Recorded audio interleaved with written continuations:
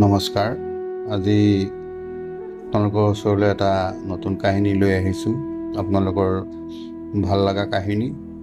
সেইটো হৈছে ৰজা দশৰথৰ কথা। গতিকে দশৰথনো কাৰ পুত্ৰ আছিলে এই বিষয়েও আমি অকণমান জনাটো দৰকাৰ। দশৰথ ৰজা আছিলে অজৰ পুত্ৰ। অজৰ দেউতাকৰ নাম আছিলে ৰঘু।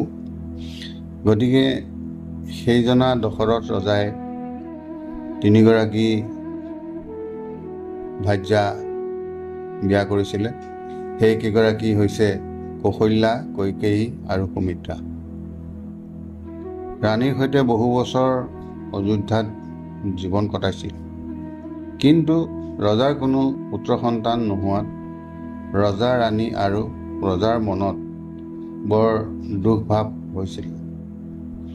এসময়ত ৰজাই পুত্ৰ লাভৰ বাবে এটি যজ্ঞ কৰিছিলে। সেই যজ্ঞত অগ্নিৰ পৰা এচৰু পৰমান্ন অৰ্থাৎ পায়স ওলাইছিল।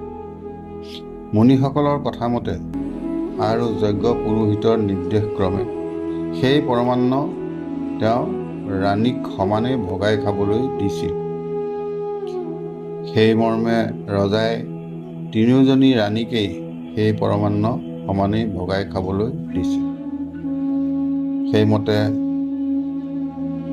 পৰমান্ন 4 ভাগ কৰি এভাগ মহাৰাণী কৌশল্যাই, এভাগ কৈকেয়ী আৰু দুভাগ মৰমতে সুমিত্ৰাক খাবলৈ দিছিল। সেই পৰমান্ন খোৱাৰ পাছত প্ৰভু নাৰায়ণে 4 অংশ হৈ 3জনী গৰ্ভত জন্ম লাভ কৰিছিল। কৌশল্যাৰ গৰ্ভৰ পৰা শ্ৰীৰাম জন্ম হৈছিল। কৈকেয়ী গৰ্ভৰ পৰা জন্ম লাভ কৰিছিলে ভৰতে আৰু সুমিত্ৰাৰ গৰ্ভৰ পৰা লক্ষণ আৰু শত্ৰুঘ্নৰ জন্ম লাভ হৈছিল। ৰাম হৈছিল স্বয়ং ভগৱানৰ পূৰ্ণ অৱতাৰ স্বৰূপ। ভৰত হৈছিল মহত্ব গুণৰ অধিকাৰী। সুমিত্ৰাৰ জ্যেষ্ঠ পুত্ৰ লক্ষণ আৰু কনিষ্ঠ পুত্ৰ শত্ৰুঘ্ন সৰ্বসুলক্ষণযুক্ত হৈ জন্ম লাভ কৰিছিল। প্ৰভু নাৰায়ণে তেনেদৰে 4 অংশে দশৰথ ৰজাৰ 4 পুত্ৰ হোৱাত অযোধ্যাৰ সকলো প্ৰজাৰ মনত বিৰল আনন্দ লাভ হৈছিল। দিন যোৱাৰ লগে লগে সেই 4জনা ৰাজকুমাৰ প্ৰমাদ চন্দ্ৰকলাৰ দৰে বাঢ়ি গৈছিল। যৌৱন কালত ভৰি দিয়াত 4জনা ৰাজকুমাৰ সৰ্ববিদ্যাত বিশাৰদ হৈছিল। ৰাম, ভৰত, লক্ষ্মণ আৰু শত্ৰুঘ্নৰ স্বভাৱ চৰিত্ৰৰ বাবে ৰজা, ৰাণী আৰু ৰাজ্যৰ সকলো প্ৰজাৰ মনত অপাৰ আনন্দ হৈছিল। সবাতকৈ ৰাম গুণী, জ্ঞানী আৰু সৰ্ববিদ্যাত অধিক পাৰ্গত হৈছিল। ৰামে ৰজা হ'লে ভৱিষ্যতে সকলো প্ৰজাই মহাসুখেৰে বাস কৰিব পাৰিব বুলি প্ৰজাবোৰৰ নিশ্চিন্তিত হৈছিল। মিথিলাৰ ৰজা জনক তেওঁ ৰজা হৈও ঋষি হ'ব লগা হৈছিল। সকলোৱে তেওঁক ৰাজৰ্ষি জনক বুলিহে জানিছিল। জনক ৰজাই এবাৰ এটি যজ্ঞ কৰিছিল। সেই যজ্ঞৰ ভূমি বিধিমতে নাঙলেৰে জনক ৰজাই চহাই থাকোঁতে লক্ষী দেৱীয়ে অজনী সম্ভৱা হৈ নাঙলৰ ফালৰ পৰা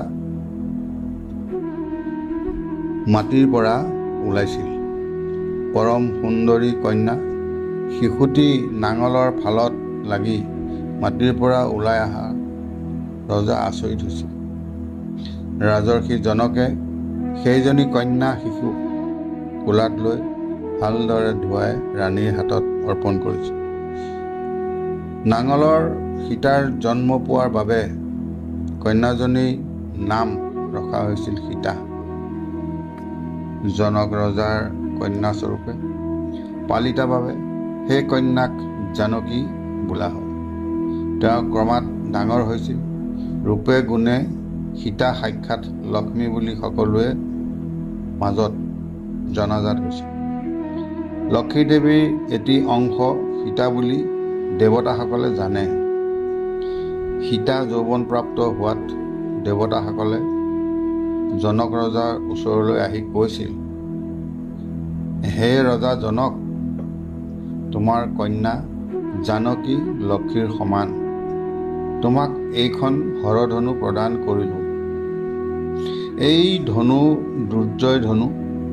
যিয়ে এই ধনু ভাঙিব পাৰিব, সেই জনলৈহে তোমাৰ জানকীক বিয়া দিবা। দেৱতাসকলে ৰাজৰ্ষি জনকক হৰধনু প্ৰদান কৰি ৰজাক আশীৰ্বাদ দি নিজ নিজ স্থানলৈ গমন কৰিছিল। দেৱতাৰ কথা শুনি জনক ৰজাই সীতাৰ স্বয়ম্বৰ পাতি হৰধনু ভংগ কৰিব পৰা ৰাজপুত্ৰলৈ সীতাক বিয়া দিব বুলি ঘোষণা কৰি দেশে দেশে ৰাজদূত পঠাইছিল। লংকাৰ ৰজা ৰাৱণৰ অনুচৰসকলে মুনিসকলে যজ্ঞ কৰিলে যজ্ঞ নষ্ট কৰি থাকে।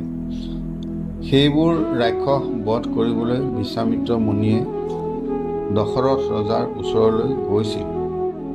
তেওঁ দশৰথ ৰজাক বুজাই বঢ়াই ৰাম লক্ষ্মণক লগত লৈ তাৰকাদি ৰাক্ষসক বধ কৰিবলৈ নিছিল।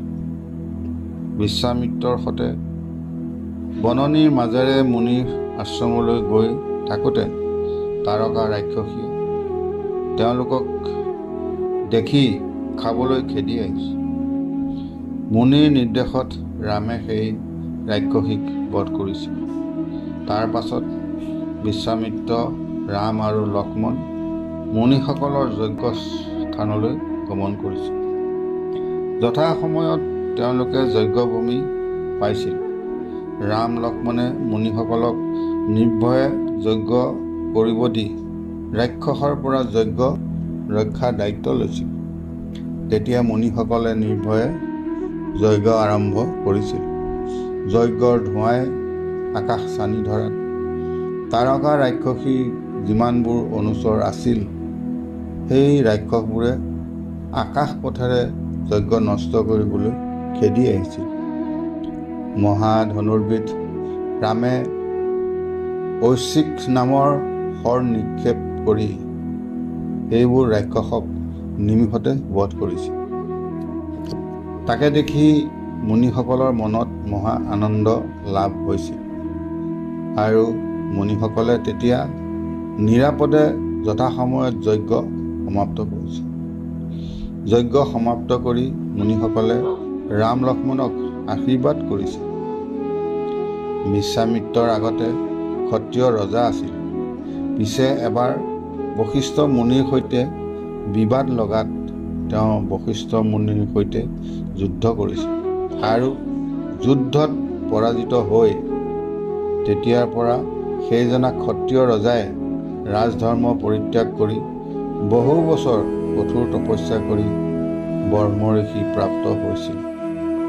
তেওঁ অতীত, বৰ্তমান আৰু ভৱিষ্যতৰ কথা জানিছিল।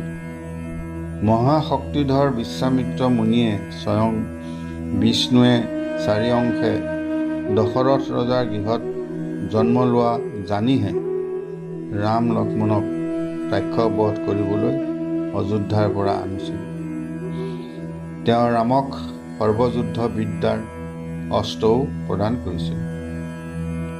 যজ্ঞ সমাপ্ত হোৱাৰ পাছত বিশ্বামিত্ৰ মুনিয়ে আনন্দ মনে ৰাম লক্ষ্মণক লগত লৈ গৌতম মুনিৰ আশ্ৰমলৈ গমন কৰিছিল।